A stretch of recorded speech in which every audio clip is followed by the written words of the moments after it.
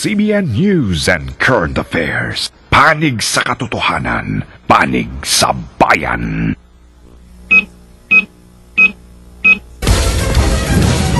Sa ulo ng mga nagbabagang balita. 8 patay kasama ang 5 bata sa panibagong massacre sa Laguna. Suspek sa krimen, kinilala na. Shoot to kill order laban sa grupong sangkot sa madugong robber slay sa Cabuyao, Laguna, pinaboran ni DOJ Secretary Gonzales. Pangasinan, Zambales, La Union at Cordillera, hinagupit ng bagyong Cosme, 21 patay. Presyo ng isda at gulay nagtaasan dahil sa bagyo. Dagdag pasahe sa Maynila, ipagpapaliban muna ng LTFRB. Testigo na naglabas ng umano'y litrato ng Pangulo sa Shenzhen, China, hindi na umano makontak. Exclusive! Ginang Gina de Venecia, ipinakita ang kopya ng pasaporte sa pagpunta sa Shenzhen. Exclusive!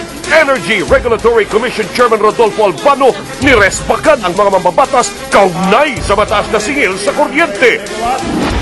Exclusive! Lalaking pinutulan ng ari ng Kalipin, matagumpay na naoperahan.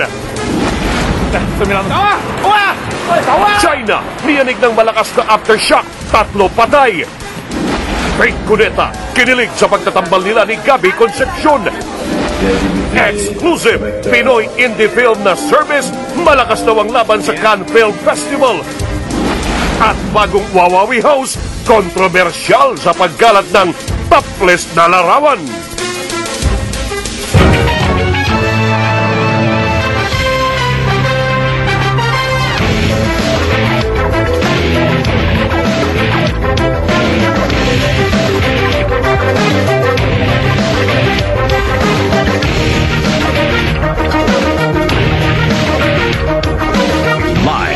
Mula sa ABS-CBN News Center, Manila, ito ang TV Patrol World!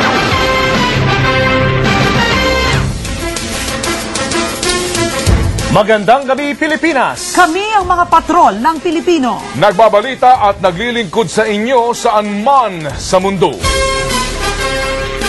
3 araw lamang matapos ang karumal-dumal na bank robbery sa Cabuyao, Laguna, kung saan 10 tao ang napatay, isa pang krimen ang gumulantang sa probinsya. 8 tao ang napatay, kabilang ang 5 bata nang walang awang paulanan ng bala, ang 4 na bahay sa Barangay Hornalan, Calamba, Laguna. Nagpapatrol, Jenny Reyes. Hating gabi kagabi, sunod-sunod na putok ng barilang umalingaw-ngaw sa Barangay Hornalan, Calamba, Laguna, kasabay ng mga hiyaw ng saklolo. Nang natigil ang pamamaril, naglabasan sa bahay ang mga hintakot na residente. Nagkalat ang mga basyo ng M16 Armalite rifle sa labas ng 4 na bahay sa komunidad. 8 tao ang nasawi sa pamamaril, kabilang na ang 5 bata. Sugatan ng 6 na iba pa. Sa investigasyon ng pulisya, unang pinuntiryan ng sospek ang bahay ng pamilya Balisong. Patay ang mag-aamang Dennis, Gladen 7 taong gulang at Gladys 8 taon. Tadtad ng tama ng bala ang ulo at katawan. Samantalang sugatan naman ang mag-inang Marina at Denmark, 6 na taong gulang. Nakabalagta na po yung mga bata. Mula doon, ilang daang metro pang naglakad ang sospek papunta naman sa bahay ng pamilya Pili. Nang ratrati ng sospek ang bahay ng mga biktima, nakatakas ang 12 anyos na batang itinago muna sa pangalang Joel, pero naiwan ng kanyang mga magulang at 5 kapatid na edad 4 hanggang 17 anyos. Natutulog po kami. Bigla po meron pong pumutok. Ako po yung nagtago po dun sa sulok po, kaya hindi po natama ng bala. Sabi po hindi pa pahimingi daw po tulong kinakasanta. Dali-daling tumakbo si Joel sa kapitbahay na si Kasanta para humingi ng tulong. Kasanta, ako inyong tulungan. May tama ho si na Bibi at saka si Papa. Sabi ko, Toto, hindi tayo makakaalis. Gawa nang ako'y takot din. Nang matapos ang putukan, sama-sama silang humango sa bahay ni na Joel at doon tumambad ang karumal-dumal na eksena. 2 lang sa kanyang kapatid ang natirang buhay. Patong-patong yung mag-iina. Yung ama naman nasa harap ng TV. 2 pang bahay ang pinaputukan ng salarin at 2 pa ang nasugatan. Hinala ng mga pulis, may malalim na motibo ang sospek sa pamamaril. Magkakalayo ang mga bahay at sa paligid ay marami ring ibang bahay na hindi naman binaril. Na-recover din ang 3 magasin ng M16. Isa sa mga ito, may nakatatakpang pangalan. Pag-aari umano ng retiradong pulis na si SBO4 Florencio Peria. Sa ngayon, lahat siguro ng maging pumunta natin, sinususpect natin. Pero kahit Problema lang natin, wala pa rin magdidiin. Giit ng mga kaanak ng mga biktima, wala namang nakaalita ng mga ito.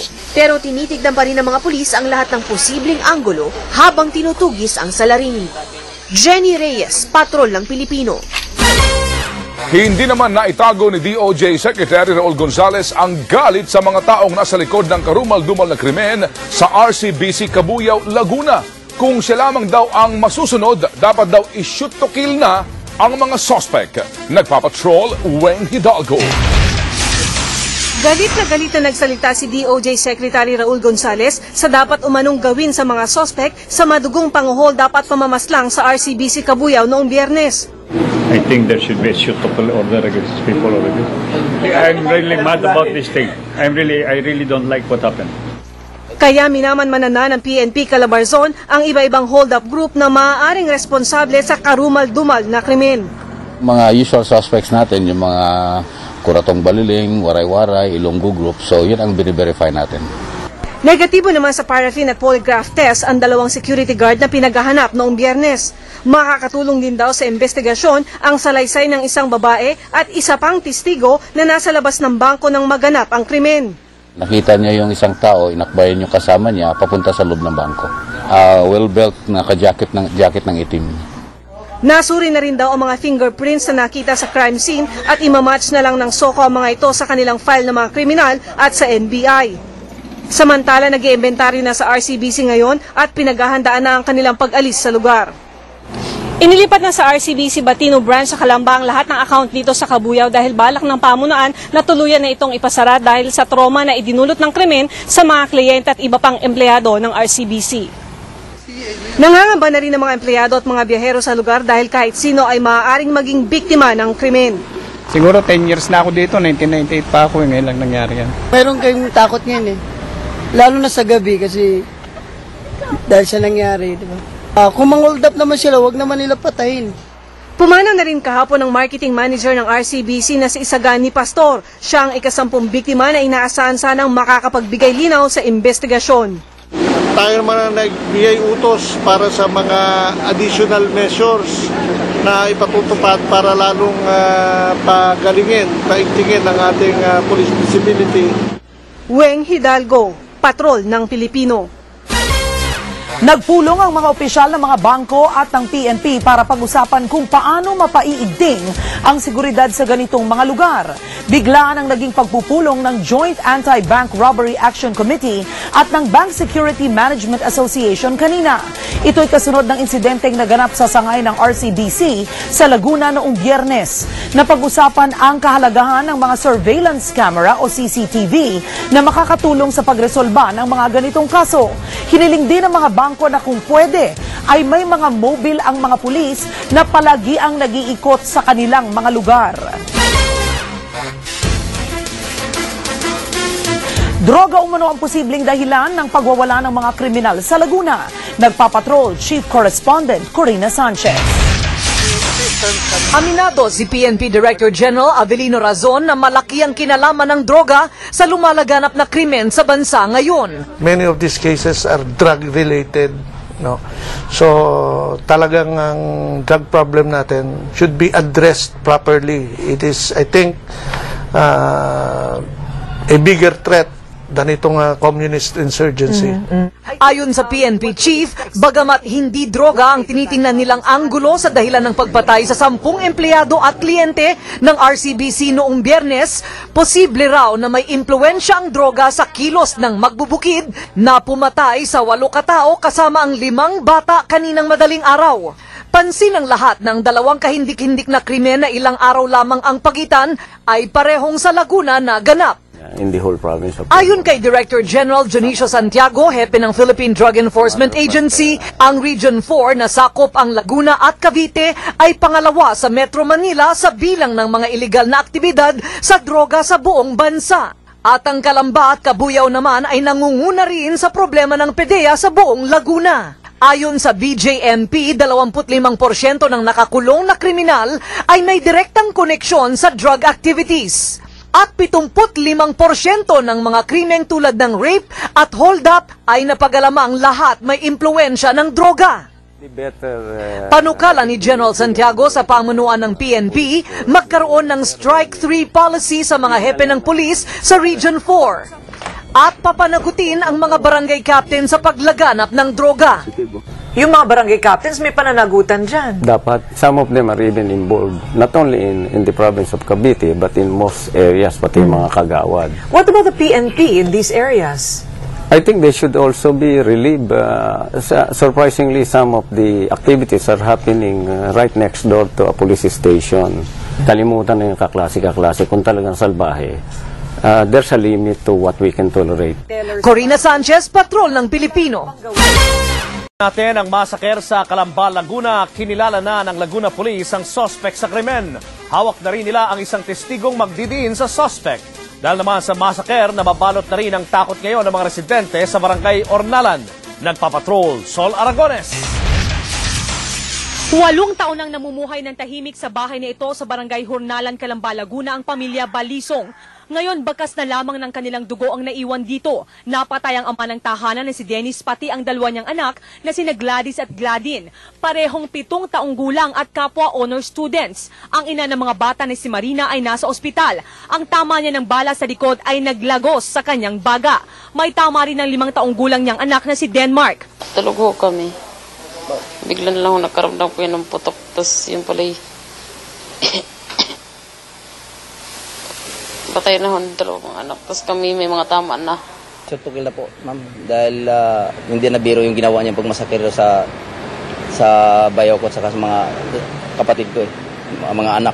5 ang namatay sa pamilya Pili na kabarangay din nila. Wala naman kami alam na silang kaaway. Sila may naghahanap buhay ng maayos. Napakasotong nangyari sa kanila. 3 naman ang nasugatan sa pamilya Redondo at 1 sa pamilya Abanilla. Laking pasasalamat naman ni Mang Nestor. Pinaulanan din kasi ng balang kanyang bahay pero wala silang mag-anak doon. Yun nga ho ay pasasalamat dahil ang aking pamilya ay sumunod yung aking 2 anak sa amin. Kaya hindi ho na-disgrasya. Sa isang press conference kanina sa Camp Vicente Lim, kinilala ang suspect na si Bernabe Fiesta alias Abe, caretaker ng isang farm na pag-aari ni retired SPO4 Florencio Peria. Ayon pa sa ilang testigo na ayaw humarap sa kamera, namataan nila ang sospek na dumaan sa lugar na ito matapos ang krimen. Ang lugar na ito ay 1 kilometro ang layo mula sa pinangyarihan ng krimen. Bit-bit daw ng sospek ang M16 Armalite rifle. Umami naman ang PNP na may hawak na silang testigo na nagsasabing matapos ang massacre ay nagtungo nga ang sospek sa kanyang tirahan at inamin umano ang pagpatay. Inggitan at kantsawan ang nakikitang motibo sa massacre. Nayayabangan umano ang sospek sa isa sa mga napatay na si Jerry Pili. Tinanggit sa kanya ng suspect, pinatay ko na si Jerry. Sabi naman nung ating witness, bakit naman? Nayayabangan ako sa kanya. Pare-parehos lang mga farm workers from the Visayas. So siguro nagkakansyawan sila o sinasabi niya nilalait siya, kaya nagalit siya.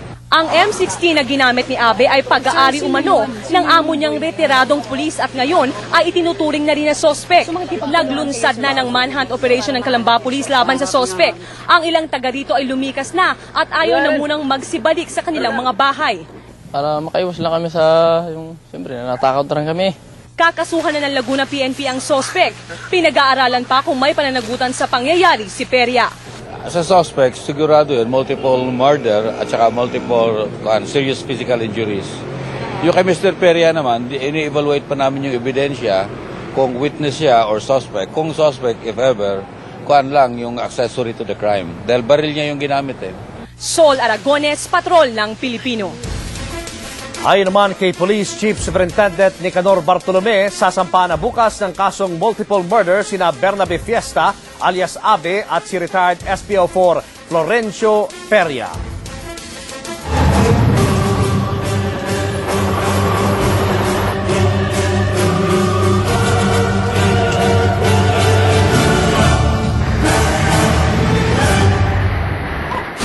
Umabot na sa 21 ang namatay sa pananalasa ng bagyong Cosme sa Pangasinan, Zambales, La Union at Cordillera.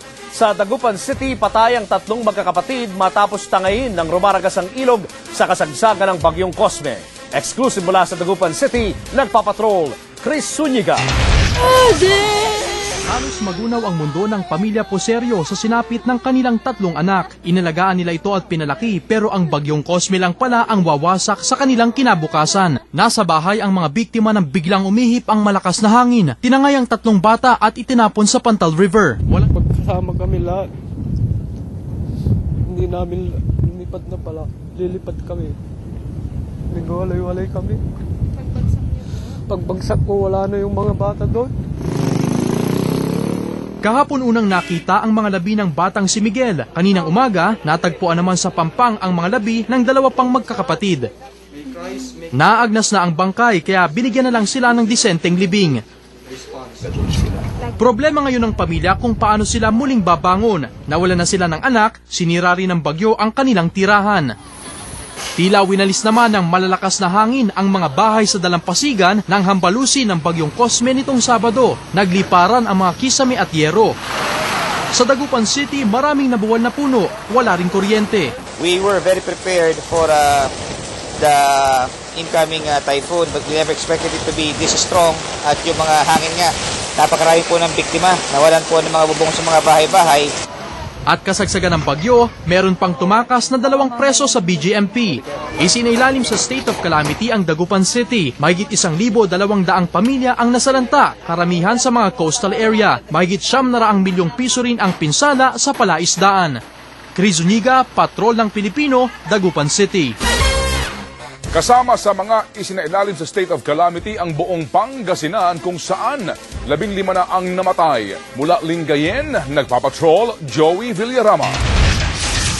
Ganito ang pinsalang idinulot ng bagyong Cosme sa higit kalahati sa 48 bayan sa Pangasinan.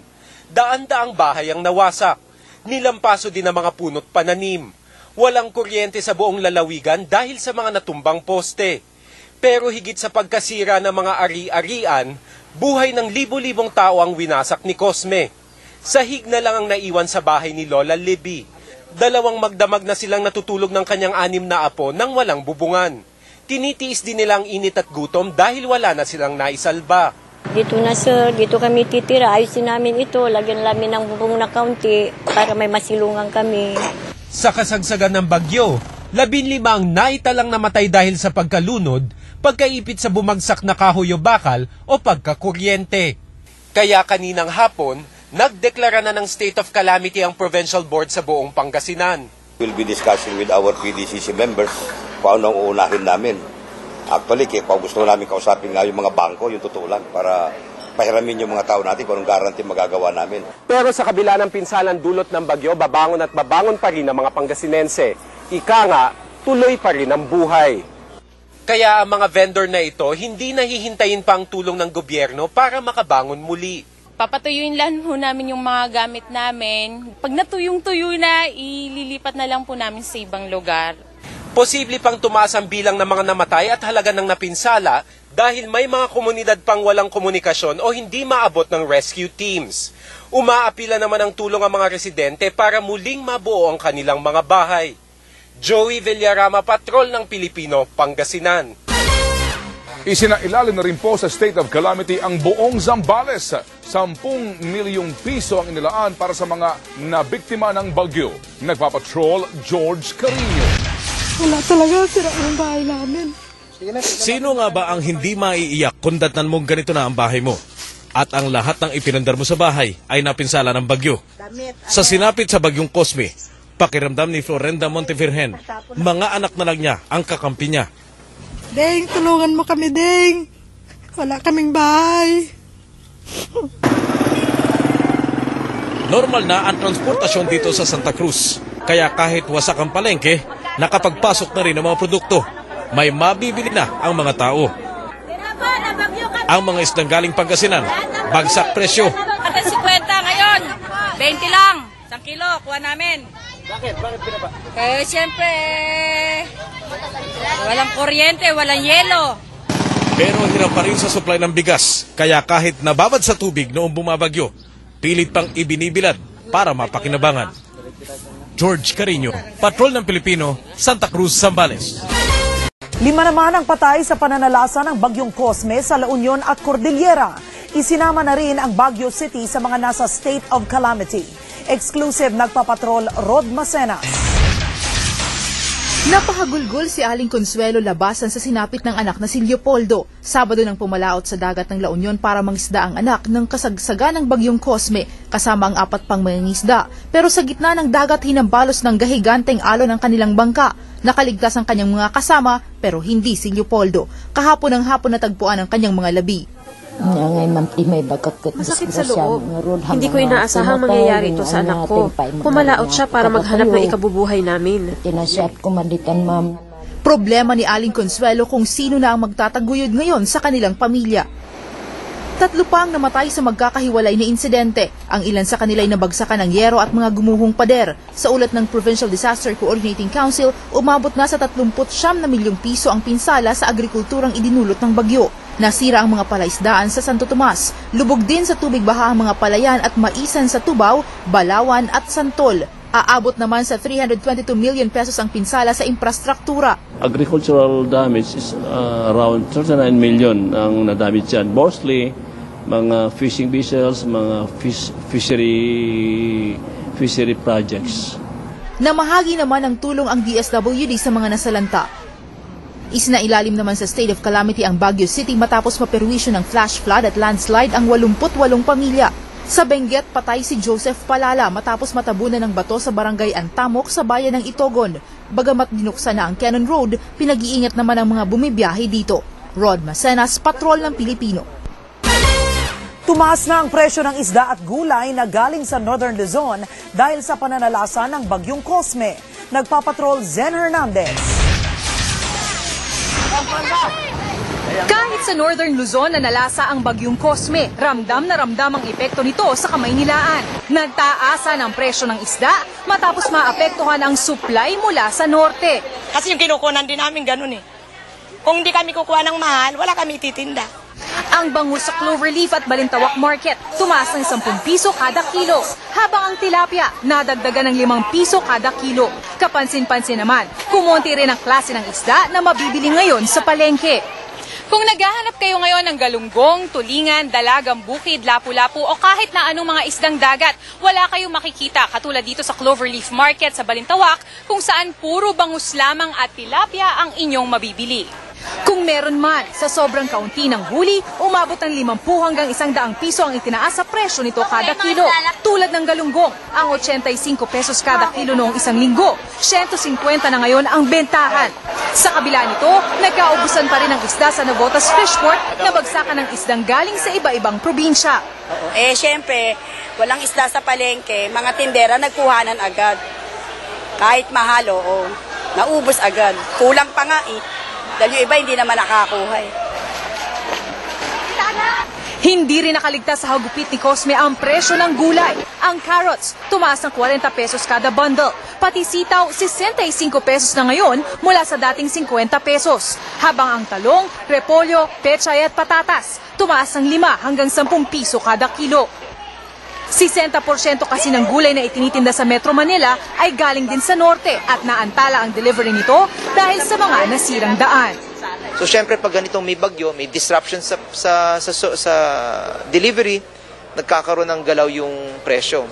Bagamat sinasabihan ko rin sana yung mga ating retailers, wag naman pong samantalahin yung nangyayari. Dati nakakapaggulay pa, sabay isda, gulay. Ngayon hindi na, isda na lang isda. Zen Hernandez, Patrol ng Pilipino. Alamin na ho natin ang lagay ng panahon mula kay Kuya Kim. Lalabas na ng bansa sa darating na 12 oras ang bagyong Cosme. Si Tropical Storm Cosme nasa 660 kilometers sa hilagang silangan ng Basco, Batanes at may bilis na 100 kilometers per hour at gustiness o pagbugsong 130 kilometers per hour. Wala ng storm signals na nakataas sa buong bansa at gaganda ang panahon sa malaking bahagi ng Luzon. Bagyang maulap at maaraw sa tanghali sa Metro Manila, ngunit malaki ang posibilidad ng ulan sa hapon, gabi at madaling araw. Maulap at maulan naman sa Southern Luzon, ingat pa rin sa landslide at flash flood. Magdadala pa rin ng malakas na ulan ang habagat sa Iloilo at Bacolod habang dadaan naman ang mahinang ulan sa natitirang bahagi ng Visayas. Maulap sa Mindanao, maaring umulan, ngunit di tatagal. Kaunting kaalaman, panahon na ng tag-ulan at madalas nating naririnig ang salitang monsoon sa ating weather report. Alam niyo ba na ang salitang monsoon ay hango sa salitang Arabong monsoon, nang ibig sabihin ay panahon o season? Ang southwest monsoon ay panahon ng habagat o panahon ng tag-ulan. Ito po si Kuya Kim, nagsasabing walang sakuna sa pamilyang laging handa. Tagumpay na naoperahan ang lalaking pinutulan ng ari ng kanyang kinakasama sa Tondo, Maynila kahapon. Maaari pa sanang ikabit ang naputol na ari pero ang problema, hindi na ito nakita. Exclusive nagpapatrol, Nico Bawa. Dahil dinadatnan pa si Gina, tumanggi siya sa pangungulit ng kinakasamang si Berto na makipagtalik kahapon. Pero nang simulan daw siyang saktan ni Berto, pumayag na rin siya pero hawak na niya ang kutsilong puputol pala sa ari ng kinakasama. Ilang saglit pa, walang kamalay-malay si Bertong pinutulan na siya ni Gina. Pagka ko lumabas sa kudik, sabi ko rin sa kapatid ko, tamang-tamang si kudik, pinutol ko na yung niya. Naku, Diyos ko, sigaw na sigaw yung kapatid ko, Naipagmalaki pa ni Gina sa mga kapitbahay ang pagkakaputol sa ari ng kinakasama. Matapos ito, tinapon niya ang putol na ari sa palikuran sa kabinuhusan ng tubig. Agad na may isinugod sa ospital si Berto. Pero dahil hindi na mahanap ang putol niyang ari, nagdesisyon na lang ang mga doktor na baguhin ang daluyan ng kanyang ihi. Yung urethra, yung tubo na dinadaanan ng kanyang ihi, nilipat natin dito sa baba ng scrotum. So paano siya makaihingi yan? Ganon, parang kung paano umihi yung babae, uupo siya. Ligtas man sa peligro si Berto, ang magiging epekto sa kanya ng pangyayari ang inaalala ng mga doktor. Ngayon pa lang kasi, hirap na itong tanggapin ni Berto, kaya sasailalim siya sa isang psychiatric rehabilitation. Wala, inutil na ako, wala na ako kaligayahan. Yan, naasarin nila ako, yan, wala ka na daw ari. Paano yun? Sige, magtrabaho na lang ako. Si Gina, wala raw pagsisisi sa ginawa. Maghahain pa nga raw siya ng kaso dahil biktima raw siya ng panggagahasa at pambububog ni Berto na siya ring umanong ng hawa sa kanya ng STD. Kaya hindi ko magagawin sa kanya yun kung hindi niya ginagawa niya sa akin pambababoy eh. Gayunman, kulong pa rin si Gina sa kasong mutilation kung saan posible siyang makulong mula 6 hanggang 12 taon. Nico Bawa, Patrol ng Pilipino.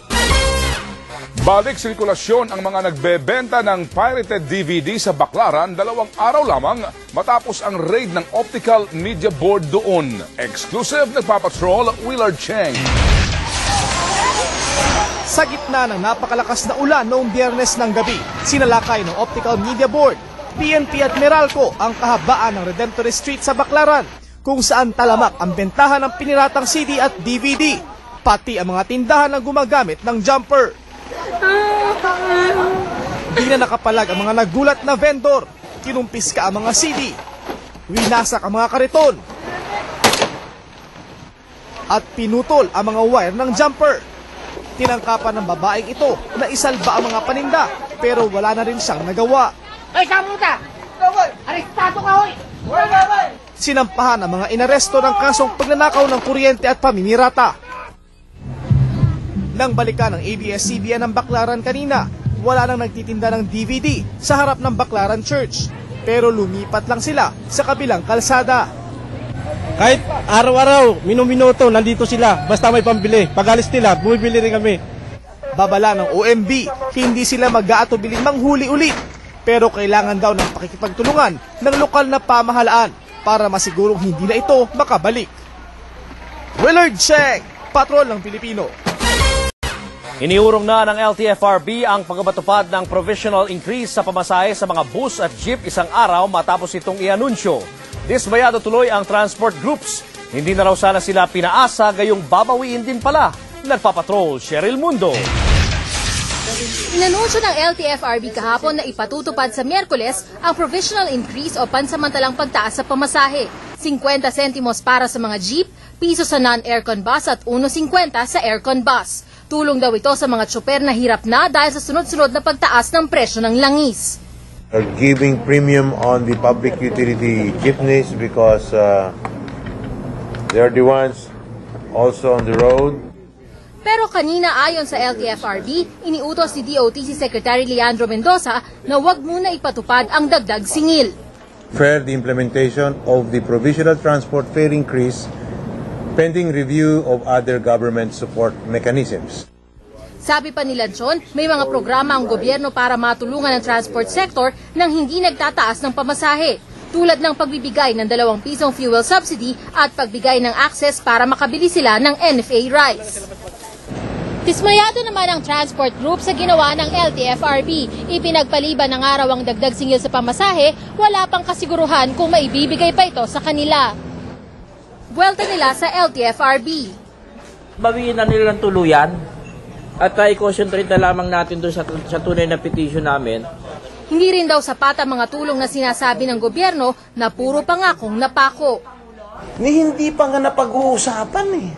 Dahil hindi naman kami pinapatawag tungkol dyan sa mga subsidy na yan. Narinig lang namin pero hindi namin naramdaman. Babala pa nila.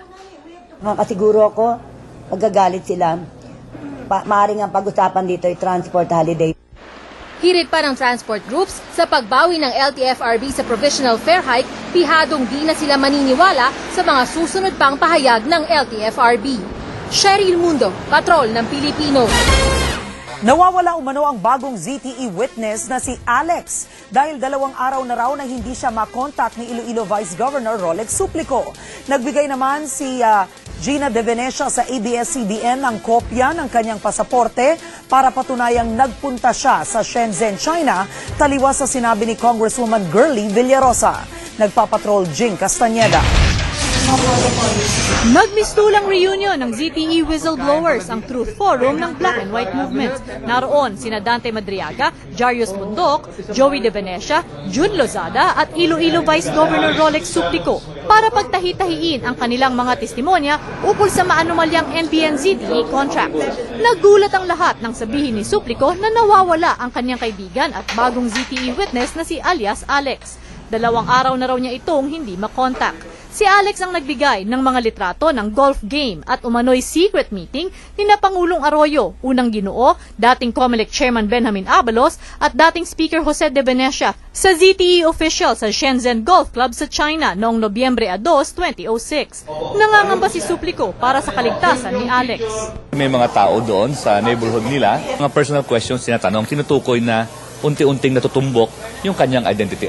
Samantala, nagpadala si Ginang De Venecia sa ABS-CBN ng kopya ng kanyang pasaporte para patunayang nagpunta siya sa Shenzhen. Nauna na kasing sinabi ng kilalang kaalyado ng palasyo na si Congresswoman Girlie Villarosa na imposibleng nagpunta ng Shenzhen si Manay Gina noong November 2 dahil magkasama umano silang nag-shopping sa Hong Kong noong araw na iyon. The day that the President was in Shenzhen, you're saying that kayo po and Mrs. Gonzales and Mrs. De Venecia were in Hong Kong and doing some shopping.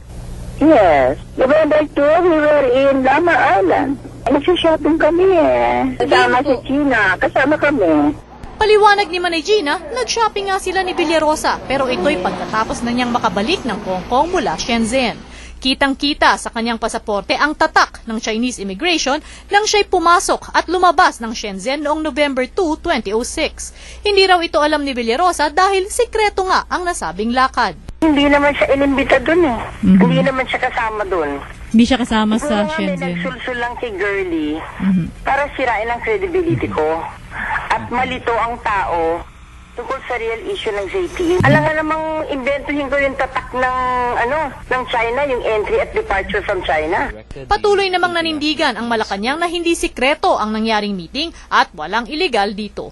Jing Castañeda, Patrol ng Pilipino. Balitang showbiz muna tayo mula sa ating Star Patroller, Femela Baranda, Fem.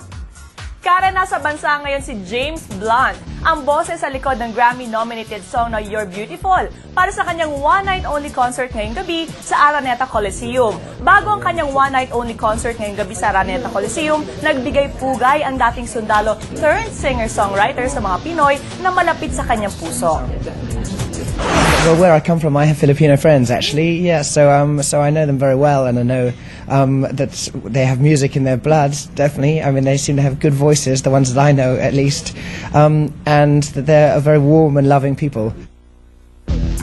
Samantala, matapos ang Santa Cruzan, pista naman ngayon ng mga June bride. Tampok ang maningning ng mga model at bituin sa paborito nilang trahe at tiboda. Ang iba pang eksena sa pagpapatrol ni Mardo Mawal.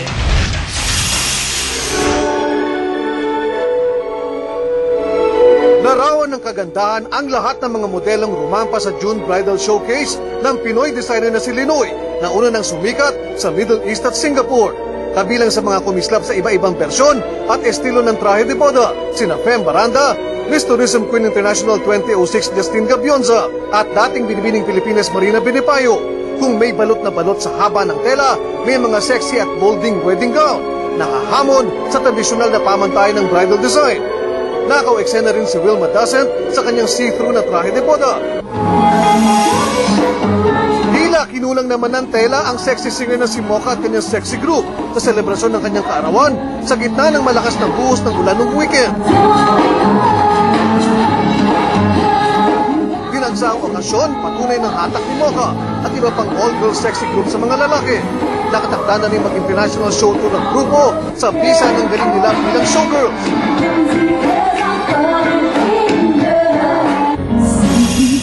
Samantala, 5 gowns ang hinahanda ni Faith Cuneta sa sorpresang pagtatambal nila ni Gabby Concepcion sa entablado. Karangalan ni Faith na pinagbigyan ni Gabo ang kanyang hiling para sa kanyang birthday concert sa Teatrino ngayong weekend. Huwag lang daw sanang maisyuhan ng team up nila ni Gabby lalo pat magtiyahin sila ni Sharon Cuneta. One time nakita kami sa isang party. Talagang sinadya ko, talagang nakikigulo ako doon. Gusto ko kasi magpa-picture. Eh may nagsabi sa akin, Gabby, this is Faith Cuneta. Ganun ba? Hindi ka mag-anak ko pala to, unahin ko to. Kaya meron kami picture na sobrang maganda. Kasi nga, kamag-anak niya daw ako. Oh. Mario Dumawal, Patrol ng Pilipino. At susunod, Energy Regulatory Commission Chair Rodolfo Albano binweltahan ang mga mambabatas kaugnay sa umano'y mataas na singil sa kuryente. China nagdeklara ng 3 araw na pagluluksa kasunod ng matinding lindol at aftershocks. Exclusive cast ng Pinoy Indie Film na Service binigyan ng red carpet welcome sa Cannes Film Festival. At bagong Wawawi co-host, pinakabagong sexy cover girl. Abangan sa pagbabalik ng TV Patrol World. Niresbakan ni Energy Regulatory Commission Chairman Rodolfo Albano ang mga mambabatas na nagdidiin sa ERC sa mahal na singil sa kuryente. Dumaan at inaprubahan daw nila ang mga ito dahil batay sa batas ang lahat ng sinisingil ng Meralco. Exclusive, nagpapatrol Alvin El Chico. Diretso ng Cebu si ERC Chairman Rodolfo Albano mula sa pagbabakasyon sa Europa. Gusto pa sana muna niyang magpahinga bago sagutin ang mga batikos at issue. Unang tanong kay Albano, totoo bang magkasama sila sa Mediterranean Cruise ni Meralco Chairman Manolo Lopez? Kung sino man ang nagpalabas ng insinuation na yan ay baseless at unfounded. Walang katotohanan. Marso pa raw aprobado na ng Malacanang ang kanyang bakasyon. Hindi rin pinalagpas ni Albano ang batikos ng mga mambabatas na di umano'y pinayagan lang ng ERC lahat na mga ipinasa ng Meralco sa mga consumer. Mukhang nakalimutan ng itong mga legislators natin ang batas na pinasa nila. Kami ay implementing agency lang ng mga utos ng batas.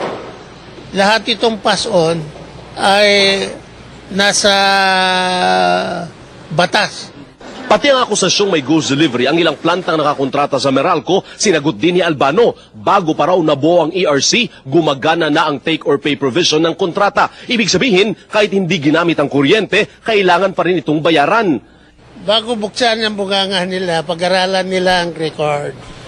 Kasi yung intergovernmental agency na that look into this contracts found nothing which says that it is contrary to law. I have nothing against senators and congressmen because I have been a congressman too. While they have the power of the purse, but they cannot tell us how to decide the case. 24 na taong naging politiko si Albano, kabilang na ang pagiging congressman bago na-appoint sa ERC kung saan mag-i-expire ang kanyang termino sa Hulyo. Dahil sa inis sa mga naglabas ng espekulasyon, naghamon si Albano. Ibibigay daw niya ng buong-buo ang kanyang retirement pay sa sinumang makapagpapatunay na ipinagkanulo niya ang interes ng publiko. Alvin El Chico, Patrol ng Pilipino. Hindi dadalo ang mga Lopez sa cabinet meeting na pangungunahan ni Pangulong Arroyo sa Panglao Ball bukas. Paliwanag ni Meralco Chairman Manolo Lopez, hindi sila nakatanggap ng anumang personal na imbitasyon mula sa Pangulo tungkol sa pulong. Gayunman, dadalo sa pulong na iyon ang Pangulo ng Meralco na si Jesus Francisco. Ipinakita naman ni Justice Secretary Raul Gonzales ang kopya ng franchise ng Meralco na pinag-aaralan daw niya bilang paghahanda sa gagawing cabinet meeting bukas sa Panglao, Bohol. Samantala, ayon naman kay Oscar Lopez, patuloy pa rin daw ang panggigipit sa kanilang pamilya. Sa kabila nito, wala raw silang balak sumuko. We are again under assault. The attacks have been vicious, both those who have come out openly and those that have come under the cover of anonymity. We survived the martial law dictatorship. We will survive this one too.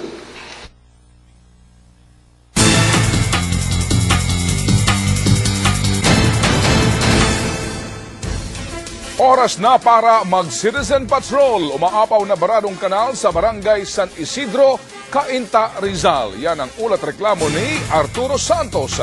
59 anyos siya ang ating citizen patrol. Laging barado ang kanal dito sa barangay San Isidro, Cainta, Rizal. Halos nanigas na ang putik dito. At ang malala pa, karamihan sa basura dito ay plastic. Kaya konting ulan lang, apaw agad ang kanal. At ngayon pa iba-ibang panahon, madalas sa sumisingaw ang baho ng kanal. Pagka po lumalakas ang ulan, lahat po ng basura dito napupunta sa drainage. Kaya naman, oras na para mag-citizen patrol. Sa aking pagtungo sa munisipyo ng Cainta, inamin nilang problema nga ang mga baradong kanal sa aming bayan. Kaya naman, pinalinis na agad nila ang aming kanal. Sa ating mga residente na tumulong din sa pamahalaan maglinis kapag kaganitong panahon sapagkat nakita ninyo yung basura ay puro plastic, no? Na naipon yan at yun din ang nagiging sanhi kung bakit nagkakaroon ng tubig baha. Malaking tulong sa aming magkakabarangay ang may malinis na kanal. Mula rito sa barangay San Isidro, Cainta, Rizal, ako si Arturo Santos, ang inyong Citizen Patrol. Sa pagbabalik ng TV Patrol World, pagkakatalaga ni retired AFP Chief Hermogenes Esperon bilang peace advisor, kinuligsa. 95 anyos na lola na iligtas matapos matabunan ng 4 na araw sa lindol sa China. Baril ng mga pulis sa Amerika, kakabitan ng kamera. Bangka sa Puerto Rico, pinatatakbo ng mantika. Exclusive, Pinoy Indie Film na service, malakas daw ang laban sa Cannes Film Festival. At bagong Wawawi co-host, kontrobersyal sa pagkalat ng topless na larawan. Abangan sa pagbabalik ng TV Patrol World.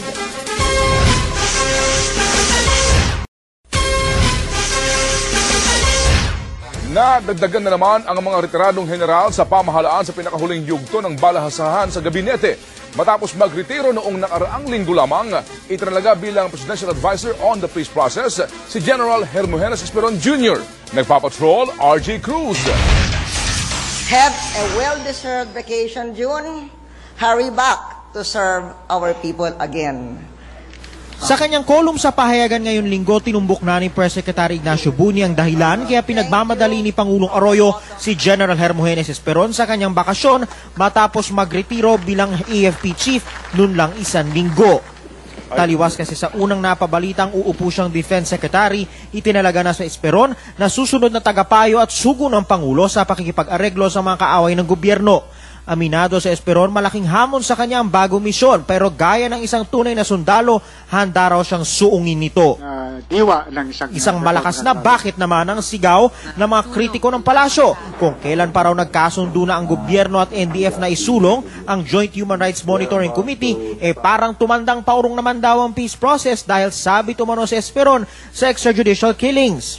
Napaka-cynical talaga, napaka-malicious.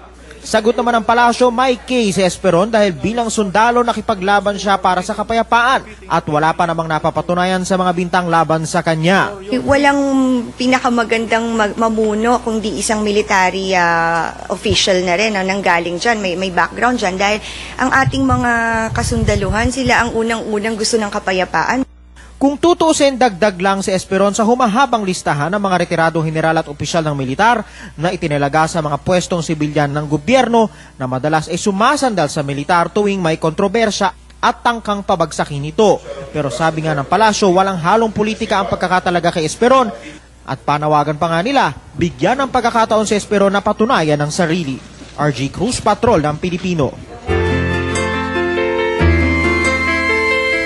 Nagsagawa po ng malawakang relief operations ang Sagip Kapamilya upang saklolohan ng ating mga kababayang nasalanta ng Bagyong Cosme. Hindi malaman ng mga residenteng ito kung saan sila uuwi ngayon. Pinangay kasi ng magkasunod na Bagyong Butchoy at Cosme ang kanilang tahanan, ari-arian at kabuhayan. Libo-libong pamilya ang tulad nila na naapektuhan ng bagyo sa iba't ibang bahagi ng bansa. Agad namang dinamaya ng Sagip Kapamilya ang 7 bayang nasalanta ng bagyo. Hinatira ng pagkain, damit at iba pang pangangailangan ang mga residente sa Bayawan City, Valencia at Bindoy sa Negros Oriental. Sa Pangasinan, may 200 pamilya ang tinulungan matapos pagkalooban ng Sagip Kapamilya ng bigas, gulay at sardinas. Tumugon din ang Sagip Kapamilya sa bayan ng Santa Cruz sa Zambales kung saan halos lahat ng bahay ay tinangay ng bagyo. 500 pamilya sa Barangay Somil ang nahatira ng pagkain upang pansamantalang pawiin ang kanilang gutom. Sa Dagupan City, naglunsad naman ng soup kitchen ang Sagip Kapamilya at ABS-CBN North Central Luzon sa mga apektadong residente. Sa tindi ng pinsala ng bagyo, posibleng matagalan pa bago tuluyang makabangon ang mga biktima. Kaya't nagpapatuloy ang Sagip Kapamilya sa paghahatid sa kanila ng tulong. Mga kapamilya, umaasa po sa inyong tulong ang ating mga kababayang nabiktima ng bagyo. Partikular po nilang kailangan ngayon ng bigas, kumot, tuwalya at toiletries. Para po sa inyong mga tulong at donasyon, makipag-ugnayan lamang po sa Sagip Kapamilya.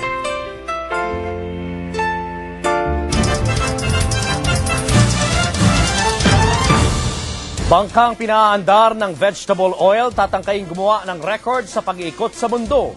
Mga baril sa Amerika planong kabitan ng video camera. At sa China, 3 tao namatay sa malakas na aftershock. Yan ang World Patrol ni Vic De Leon Lima. Halos 1 linggo matapos yanigin ang killer quake ang Sichuan province sa China, naramdaman kahapon ng 6.1 magnitude na aftershock. 3 ang naitalang patay. Patuloy pa rin ang paghanap sa ibang mga biktimang natabunan. Maswerte ang lalaking ito na nailigtas matapos mabaon sa guho ng 6 na araw. Nakaligtas rin ang isang 95 anyos na 4 na araw na ipit sa guho. Pansamantala namang sinuspindi ang Olympic Torch Relay. Nagdeklara rin ng 3 araw na pagluluksa sa buong bansa para gunitain ang mga biktima ng matinding lindol. Umakyat na sa mahigit 34,000 ang opisyal na tala ng mga namatay. Pero pinangangambahang aabot pa sa mahigit 50,000 ang bilang ng mga nasawi. Sa New York, planong kabitan ng kamera ang baril ng mga pulis. Sa pamamagitan nito, maaaring mapanood ang video ng mga aktual na engkwentro ng mga pulis para maalis ang pagdududa ng publiko. Nagkakahalaga ng $600 ang isang gun camera o humigit kumulang sa 25,000 piso. Sa Puerto Rico, ito ang Earth Race, ang bangkang pinaaandar ng vegetable oil. Tatangkain itong makapagtala ng record sa pabilisan sa pag-ikot sa buong mundo. Kayang lumubog ng Earth Race sa tubig tulad ng isang submarine at makalayag sa dagat kahit malakas ang alon. Vic De Leon Lima, Patrol ng Pilipino. Susunod, exclusive Pinoy indie film na service, malakas umano ang laban sa Cannes Film Festival. At Wawawi co-host, nagpaliwanag sa kinasasangkutan na internet scandal. Tunghayan sa pagbabalik ng TV Patrol World.